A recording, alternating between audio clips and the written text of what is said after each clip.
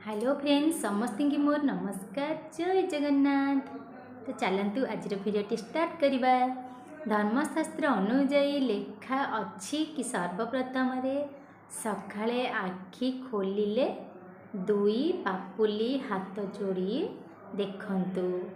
यापर एक मंत्र करागे बसती लक्ष्मी कर मध्य सरस्वती कर मूले तु गोविंद प्रभाते कर दर्शनम जप करंतु। यही मंत्र जप करने द्वारा सौभाग्य मिली थाए बोली मान्यता रही। तेणु आपण सबुदिन सकाले यही मंत्र को जप करंतु, जहाँ अत्यंत शुभ होगा सहित सौभाग्य मध्य वृद्धि होता है।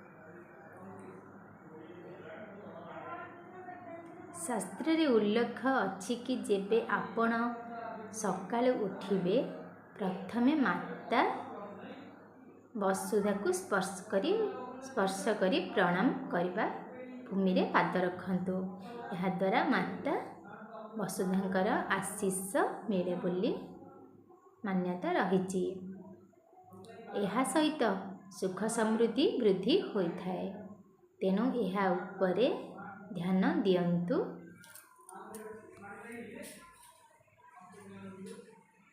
धर्मशास्त्र अनुजाई सकाल उठिबा मात्रे दर्पण देखंतु नाही। यह करिबा द्वारा दिन सारा नकारात्मक भावना आपणक उपरे रही थाए। प्रथमे चेहरा को धोई तापरे निजर इष्ट देवता को दर्शन करंतु।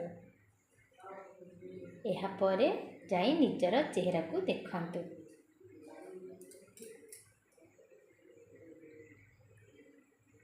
तेणु मन रखिबे केबेले सोईकी उठिबा परे निजर मुह को आईना रे देखिबे नाही।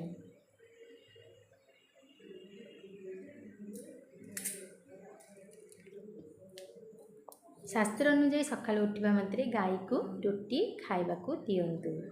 यहाँ परे गोटिए पात्र रे आनी सेही रुटी खंड खंड करी पकांतु एवं छात उपरे रखी दियंतु, जहाँ फल रे काऊ एवं अन्यान्य पक्षी मध्य यहाकू खाई पारिबे।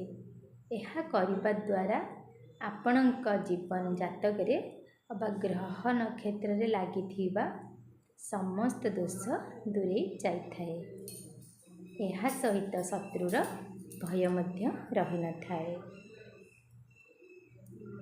यही पांचटी उपाय करिबा द्वारा आपणकर दुख दूर हेबा सहित भय मध्य दूरे जाइथाए।